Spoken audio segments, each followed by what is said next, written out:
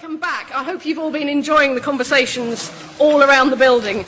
I'm going around listening and hearing wonderful things, and it sounds like a poem, the whole thing, because you're all saying just gorgeous stuff.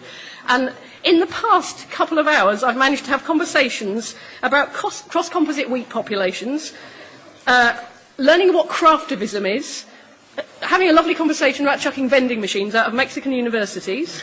I've had a conversation about how white sliced bread gets stuck to the roof of your mouth.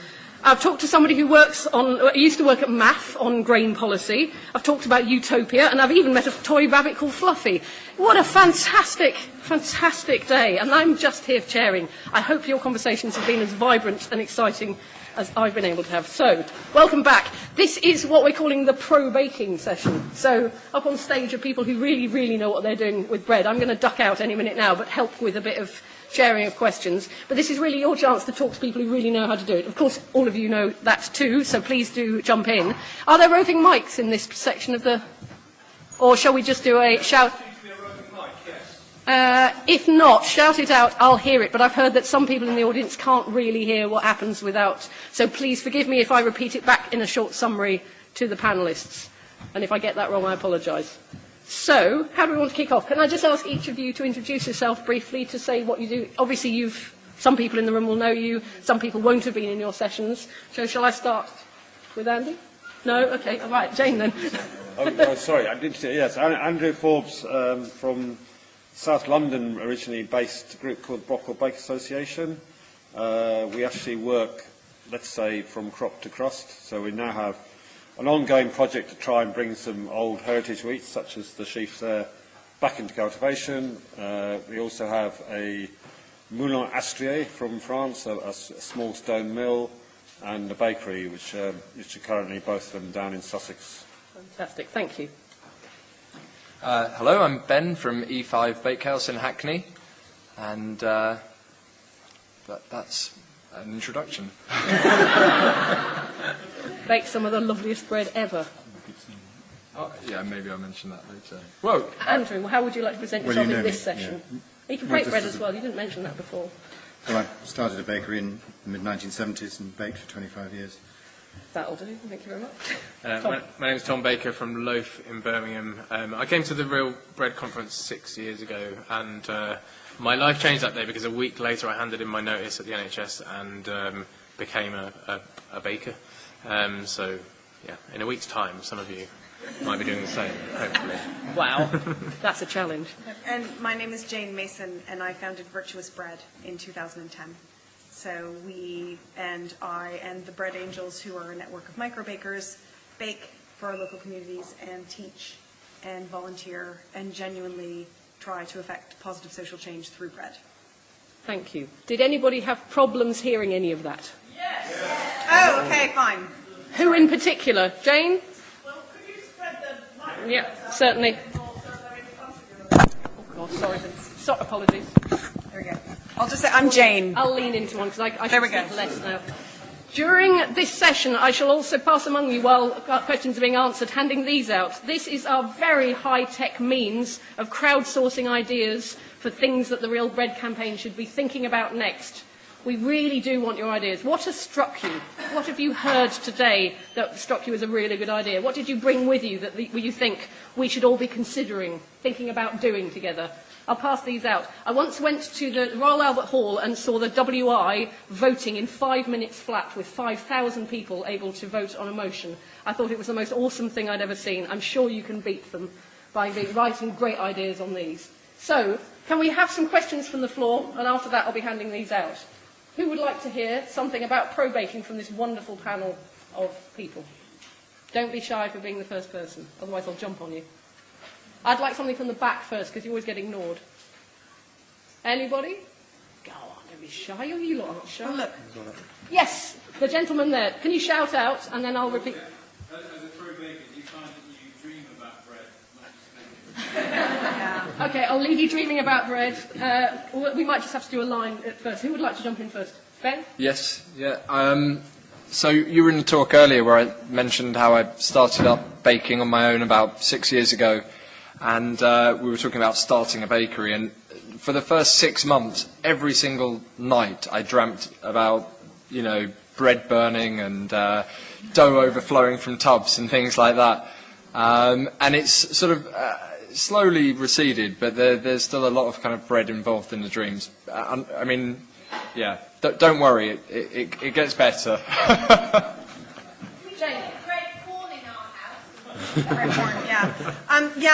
Performance anxiety, and you get really, really fat when you first start.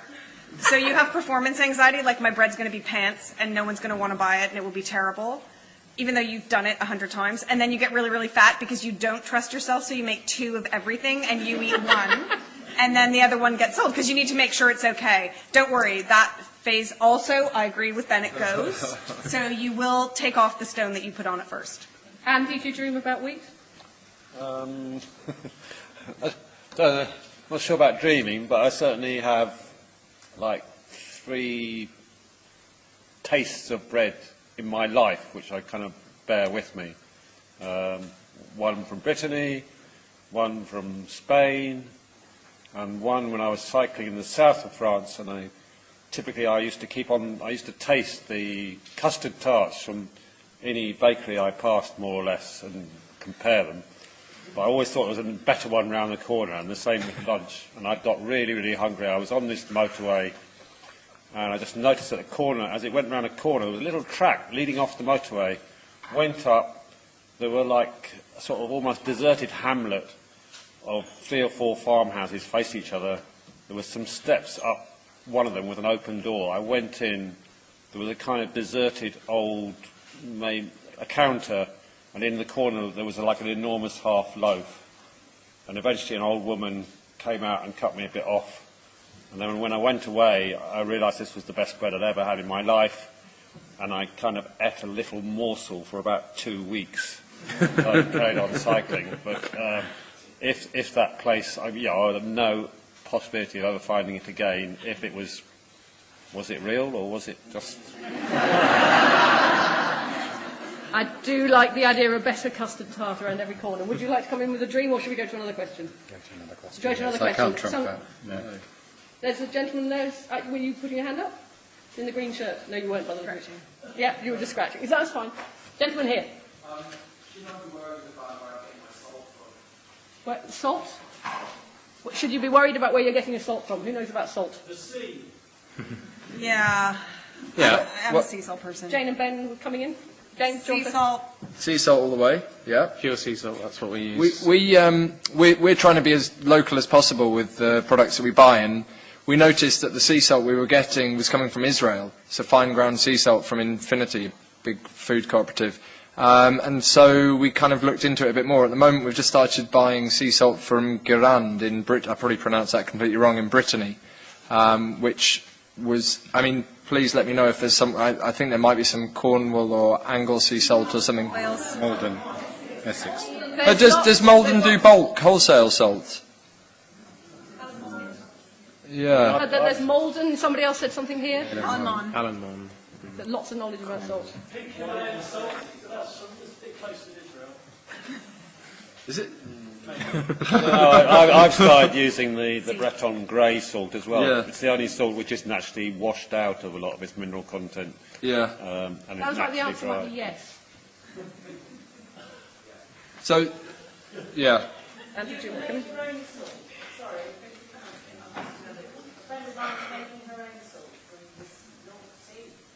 Cool. Yeah. We're getting it from the Thames. Who knew? Andrew, did you want to come in? When I was a baker in Cumbria, if I'd done that off the West Cumberland coast, I'd have had some really active salt, I can tell you.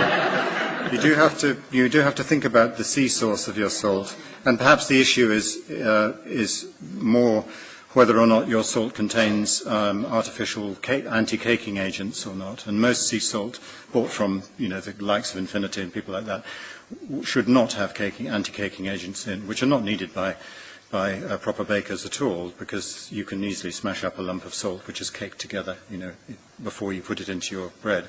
It's only necessary for people who are using automated machinery, where you don't want to get a little lump of salt which there is no human eye or hand to disperse.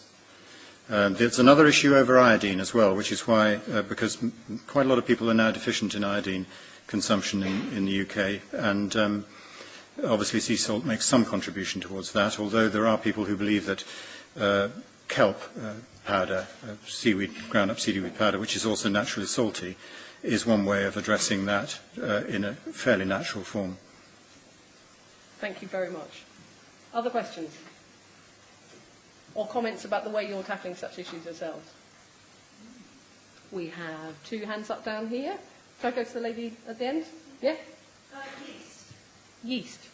With a question mark at the end. Splendid. I like the simplicity of your question.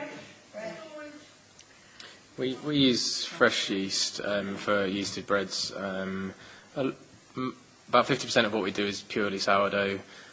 Probably 25% is mixed with sourdough and yeast, and the other 25% is just yeast. But we're baking about 1,000 loaves a week and probably only use 2 kilos of yeast, so we are using quite small amounts of yeast in our bakery. Yeah, I don't know what other people want to say about that. Fresh is cheaper. Yeah. Fridge, 3 weeks. Freezer, forever.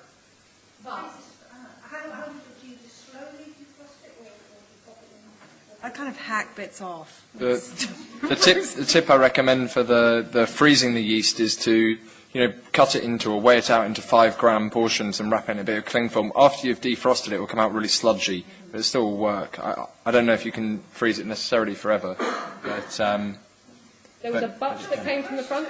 Can you get organic fresh yeast? Yes. you can, but you'll find it a lot less active. Shipton Mill sell it by mail order, and you can also find it bakery bits. Yeah. That was a question about organic fresh yeast. I've got various hands coming up. So Vanessa here, this lady here, and then the gentleman there. How do you reconcile the fact that everyday normal yeast is derived from petrochem derivatives when you bake organic bread? So a question about the petrochemical heritage of a lot of yeasts. Thank you. Yeah. I use organic yeast. Okay. I mean, we don't bake organic bread in our bakery, but yeah, I'd like to know more about that because I didn't know that yet. Well, do you mind? Were you about to answer, Andrew? We only use a little bit of commercial yeast in one bread, but we did try the organic yeast, but it didn't actually work in the same way as the non-organic fresh yeast. So it just didn't really work. Even if we put more in, especially when you're retarding the bread overnight, we found it didn't really come back from that as well. I didn't know that it came from petrochemical industry, though. I thought it was grown on beds of molasses. It is molasses. I did a full tour of Mackinnon. It took 4 hours for the boardroom to let me in the factory. But it is fed in exactly the same. It is fed with ammonia, which is a hydrogen, and hydrogen is literally directly from the petrochem industry. I think this sounds like something we should get out more on. I'm sort of waving vaguely wherever. It isn't. I think it sounds like perhaps we should gather some more information about that and perhaps share it with the wider network. So that would be very helpful. Gentleman there as well. This lady in green who's been waiting. I add oil to my bread. Adding oil to bread. So a question about adding rapeseed oil and olive oil to bread. This lady does. Do anybody else? Sunflower oil, somebody else there? Yeah. Anybody raising us on sunflower? And the only time we would add oil to bread is if we want the flavour from it. So in ciabatta, focaccia, we add 1% to the dough, and then obviously on focaccia plenty on top, because we want that flavour. But to our general white bread or sourdough, we wouldn't add oil. It's literally just flour, water, salt, and yeast if it's the yeasted one. Anybody else want to comment on that? It has a slight softening effect on the dough, so both oil and other fats, like butter and lard and so on, enriching if you increase the quantity a little bit, and will therefore contribute not just to the softer texture of the bread, but also to a perception of keeping quality. It'll seem to keep a little bit softer for longer, other things being equal, and obviously in the absence of any enzyme processing aids which are designed to keep the bread soft for eternity. The There is a technical issue, though. Fine to use liquid oils, but technically oils that are hard at room temperature, like butter, fat, or lard, and perhaps margarines, at certain levels of inclusion, produce higher volume in the bread than liquid oils at the same amount. So you'll notice a slight depression in loaf volume if you use liquid oils compared to fats. But there may be other considerations, like not wanting to use animal fats, which trump your choice of oil, not to mention flavour. But if you don't have objections, lard is a fantastic fat to use in bread making. Thank you. There's a gentleman here, and then I'm coming to 3 people up at the back. Is anybody using a different type of oven, like the pizza maker in Italy, and focusing on the shape of the oven or the inside of the stone used, as an example, clay stones or granite or any of those stones, without making a difference to bake bread? So a question about ovens, also what the ovens are made of, and how that might make a difference to the bread. Big question. Big question. It does make a... Depends on what bread you're trying to achieve. I think there are different ovens in different parts of the world depending on what's been baked for centuries. A deck oven is sort of the modern version of a stone pizza oven. And it bakes a certain kind of bread well, and it doesn't bake another kind of bread well. And I mean, a lot of people in their home oven are big fans of having a stone, a pizza stone or whatever, to put in their home oven. I personally think it takes 3 times as long for the oven to get up to temperature, and the result is not that much different. Okay, so I'm not a big fan of the pizza stone, sorry for anyone who is, but I think it depends on what you're trying to bake, is the answer, and I know that's maybe not a very helpful answer. But really, truly, depending on what you're trying to bake, the oven does vary. And if you go to bakeries in Finland or the north of Germany or Sweden versus Italy or Spain, often it's different ovens. Mm-hmm. There was some movement around ovens on this one? Well, most of my commercial experience has been with brick ovens fired with wood, which was an accident originally, but I discovered the beautiful quality of bread that you can get out of a brick oven. And the wood firing relates more to the use of renewable energy rather than any particular quality of wood in baking, because although you can get a certain amount of flavour from the wood if you actually try and sort of allow it to remain in the oven, the wood smoke to remain in the oven.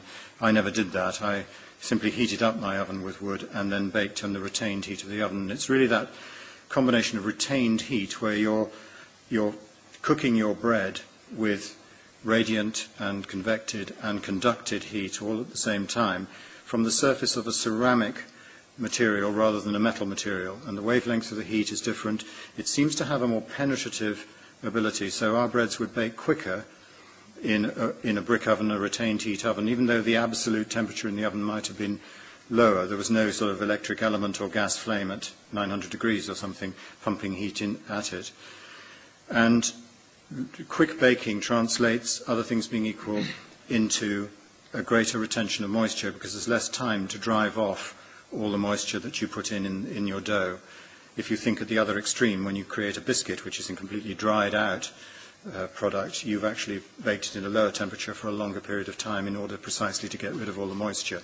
So if you can bake quickly with a really penetrating heat, as you get from a retained heat oven, then you get that wonderful conservation of moisture, which translates into chewiness, into a lovely eating quality, and maybe a day or two extra keeping quality, although, again, that has to be understood in the light of the modern complete corruption of the notion of freshness by industrial additives and processing aids. Sounds like a bit of a crack record, doesn't it? Footnote 2. Did you want to come in on... Just a little variation on the oven question, which basically how I started out baking when I moved to London and could no longer get the Ukrainian rye sourdough from Bradford. I started out in basically a Dutch oven, in other words, a big cast iron pot.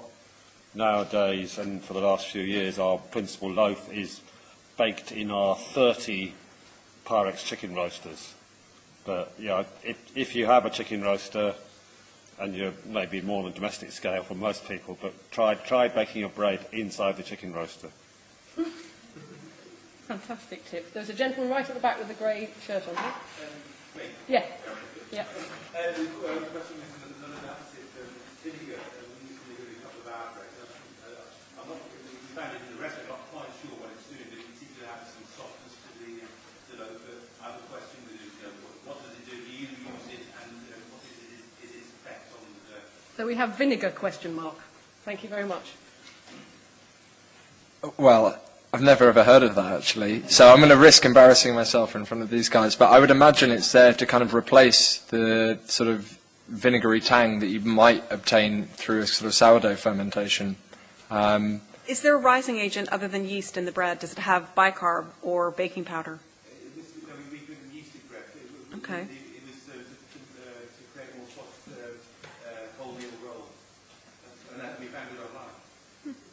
The only time I've come across that is with rye breads. If you're not using a sourdough starter, which is obviously naturally very acidic, which helps I believe the pentazan chains in rye to actually form and give you a good risen rye bread. If you're trying to do it without sourdough, I have heard of vinegar being used with yeast in rye bread specifically, but that's the only case of it I've come across. So I think your question mark is still remaining to a certain extent. Yeah, the 5 vinegar. points for knowing. Well done, thank you.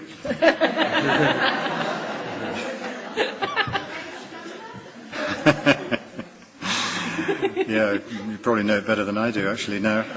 Yeah, it is in the gluten-free recipe precisely to give some flavour in that case, because that particular recipe is a yeasted one, and also to give a little bit of natural preservative effect, if you like, mould protection, in a loaf which was made with yeast. So it was very moist, a lot of water in it, and therefore is likely to go mouldy on the surface quite quickly without some such protection.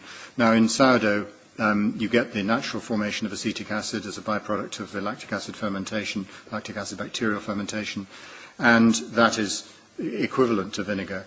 And actually I have to take issue with Tom here that the chemical, i.e. the sort of artificial acidification of dough with vinegar simply doesn't do the business. It doesn't modify the pentasans in rye, because you need pentasanase, which is an enzyme which takes time within the sourdough fermentation to break down the sourdough, the pentasans, which are the sticky things in rye. So if you find that you've baked a rye loaf to the best of your ability, but not really with sourdough, and you cut it and it sticks to your knife, then you need to use sourdough. It's the only real way of making rye bread. Thank you. There's a gentleman in a white shirt, and then I happen to know Nikki in front of him.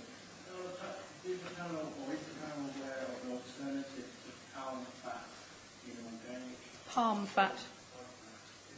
Is there an alternative to palm fat for using a hard fat? Butter? Lard? Lard, yeah. Butter, lard, listen. Yeah. Coconut oil is a saturated fat. Tastes like coconuts, but... Yeah, it's got another kind of palm. It's got a better press, but... Lard. I lard me up, dude. I'm a lard girl. I say lard every day.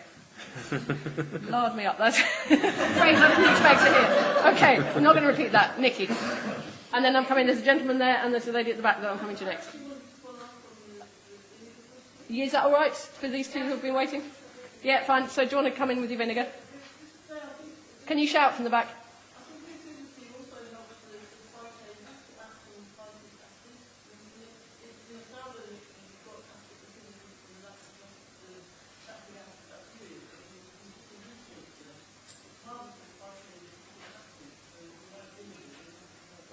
So I can't repeat that back because I don't fully understand it, but it's something to do with... I'm sure Andrew knows. But, Andrew, can you respond to that? I think, are you saying, Vori, that you're talking about something slightly different here, which is not preservative effect or indeed action on pentasans. It's about phytic acid and phytase, which is the enzyme which breaks down phytic acid. Phytic acid is an important nutrient, but it has the effect. It's located in the bran layer of most cereals and nuts and things like that, and it locks up certain minerals, makes them unavailable to the human body, important ones like calcium and iron and magnesium and so on.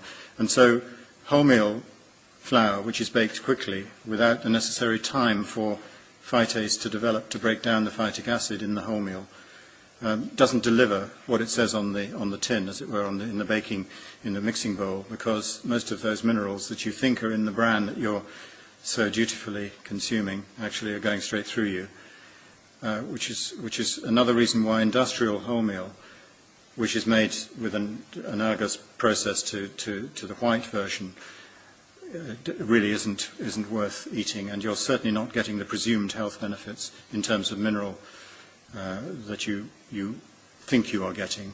Now, in terms of the phytic acid, the role of vinegar in facilitating the accumulation or the action of phytase, I think there is something in that, but essentially this is sort of, you don't really need to add the vinegar, because if you simply allow the fermentation to proceed, particularly with a starter with an active lactic acid bacterial population in there, then it will generate that of its own accord, and all that gets sorted out in the fermentation, which is why, on so many levels, longer fermentation is essential to get the best out of bread.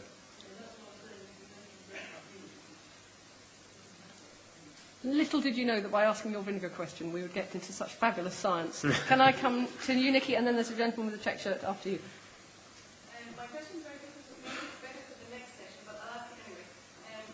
A few decades ago, everyone ate and made real bread, and then industrial bread came along and that became a luxury. Do you think, as bakers, that your bread is now reaching the people that you would like it to reach? And how can we get it to the table of people that can't afford it, or at least think they can't afford it? Wow. So, I think some of that kind of fits here, but that is so provocative for the next session as well. Does anybody want to comment on that about the reach of real bread? I feel like in our bakery we want to strike a balance between having a business that is sustainable and that we can sell loaves at a certain price to make sure that our business survives, but also serving the community where we are, and in a historically working class neighbourhood, which is where we are, there's people that don't want to pay more than £1 for a loaf, and we have always, since we've opened there, sold a small loaf of real bread for £1, and there's other breads that you can buy for £4 if you want to, but we've tried to always keep some bread at that kind of price point, so that we are at least making it available. Whether people choose to come in our shop, I think some people look at the shop from the outside and think it's going to be expensive, I'm not going to go in there. But I kind of feel like we're trying to do our part in making that available as much as possible. Jane? Yeah, it's a great question with a long answer. I think education is part of it. I think that it is difficult but not impossible to compete with the 75p white slice loaf, because, the average mum sees that and says, I get 10 sandwiches out of this. That's the math, and that's the realistic math for a lot of people. The education comes in to say, yes, you're right, you get 10 sandwiches out of that, but out of this loaf, your children will only need 1 sandwich. They won't need 2. So although it's smaller, you don't need as much. I think that's the education process, because far be it from any of us to judge how people spend their money. I don't get to say to somebody, your pint of beer costs X, your pack of fags cost X, your caramel latte costs X. I don't get to say that. I don't get to think it, genuinely. How people choose to spend their money is their business, but what we can do is at least provide information about the fact that if it's really nice, solid bread, your children won't need to eat as much of it, because they'll be full and they'll be satisfied.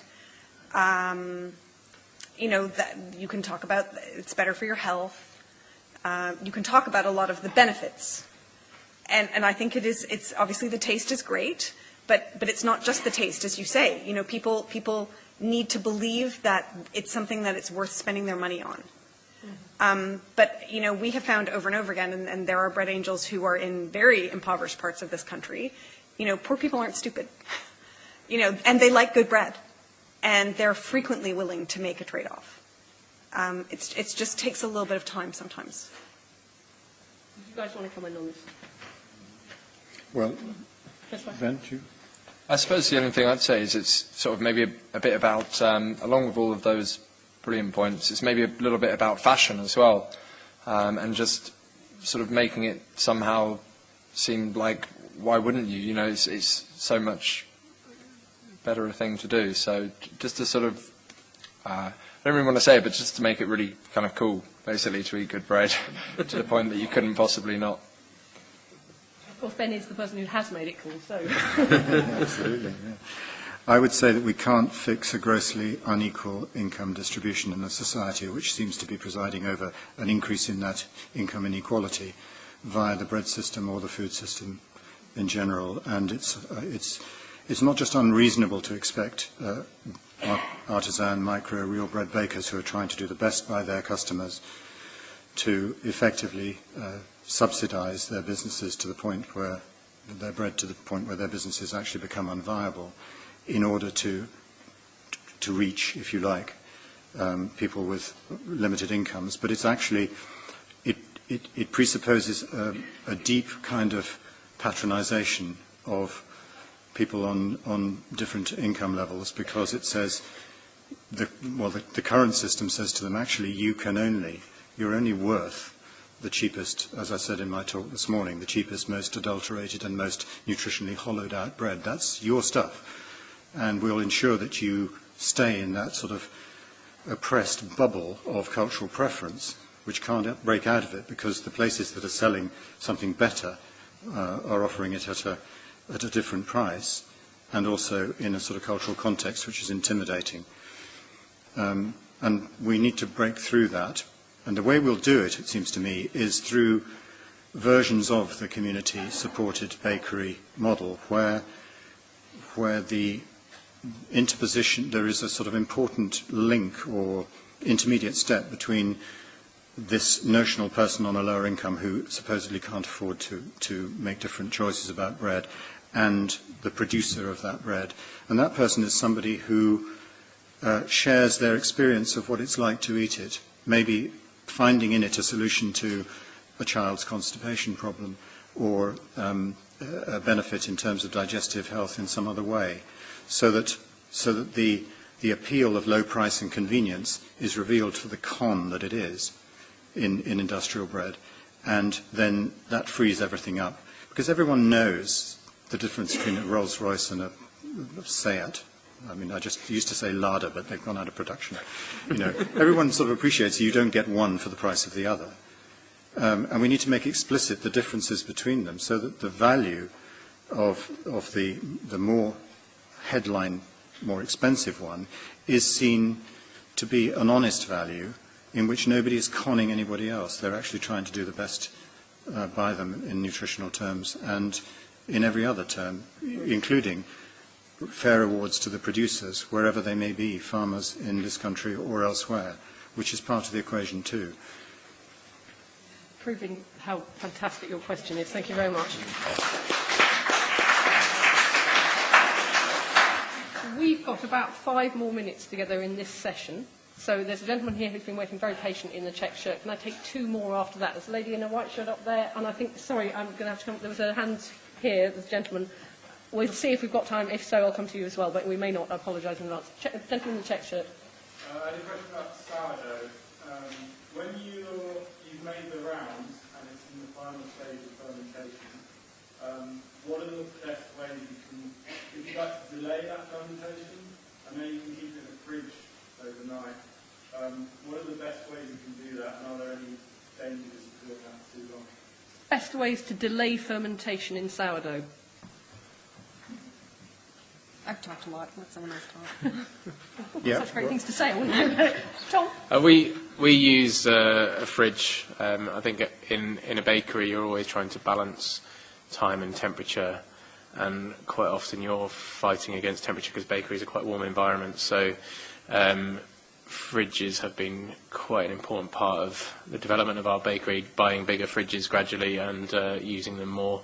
I know a lot of bakeries have got cold rooms to just literally roll racks of dough into, which is well, I wish I had one basically, but which is a dream, yeah, one day. When I'm rich, I'll buy one. But yeah, we use fridges both for bulk fermentation sometimes, but also for the final prove as well. We'll put dough into the fridge for up to about 14 hours, and then normally it has an hour or two ambient just while the ovens are warming up before it would get loaded.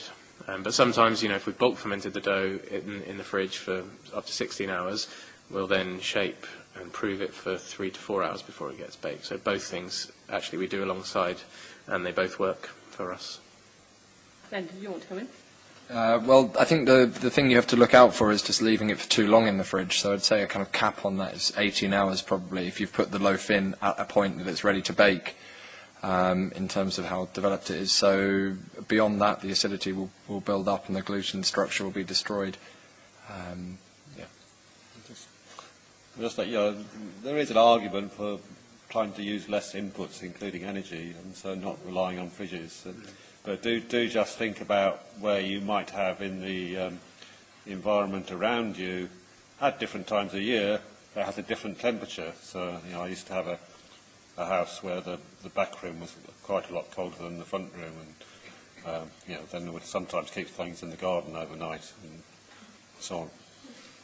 Just one small comment. Yeah, I agree with Andy very much, and I think it's incumbent on us to factor in that extra cost of energy, not to mention the capital cost of retard approvers or big retarding rooms, and the extra energy of baking when you're baking cold dough rather than ambient temperature dough.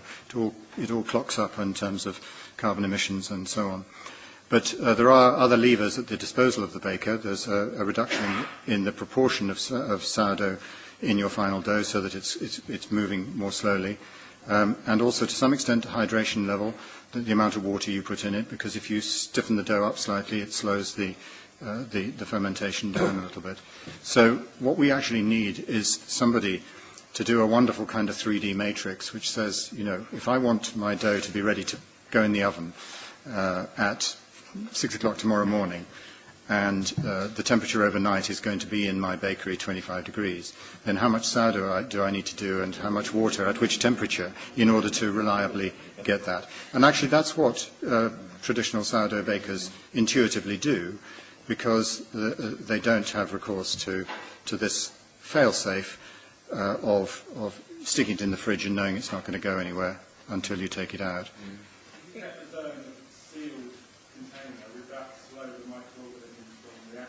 No, because it's anaerobic. Container. So do you want a quick reaction to that? Just a no? Well, just no. Yes, no is yes. That was a no, full stop.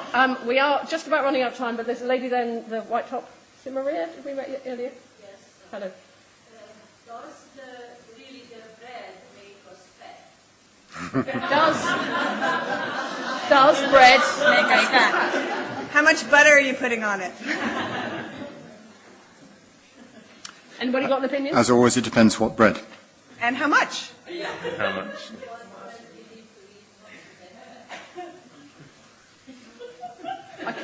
I can't resist telling a 20-second anecdote, which was that Andrew was telling my husband and myself over breakfast one morning how you can't eat quite as much bread. We'd managed to get through a whole loaf in the time that he was telling us that. It was so really rather embarrassed about. Yeah, but just on that score, when bread was in short supply, or wheat to make bread was in short supply in the First World War and the Second World War in the UK, due to our gross lack of self-sufficiency in these grains, the government enacted legislation which forced bakers not to sell their bread until it was 1 day old. We all know how much bread, and Kath has just shown, you can eat when it's freshly baked.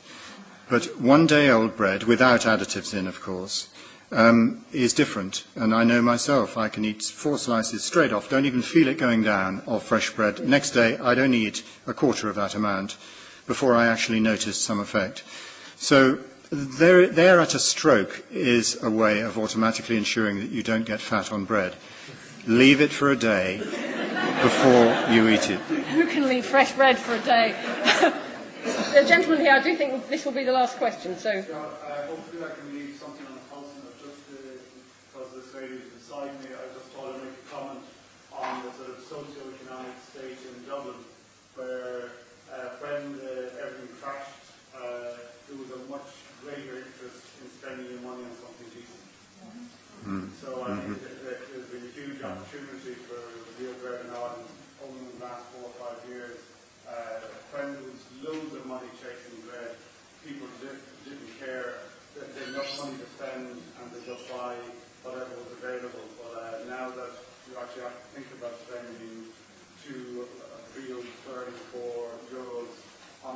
bread, you actually worry about what's in that loaf of bread before you will.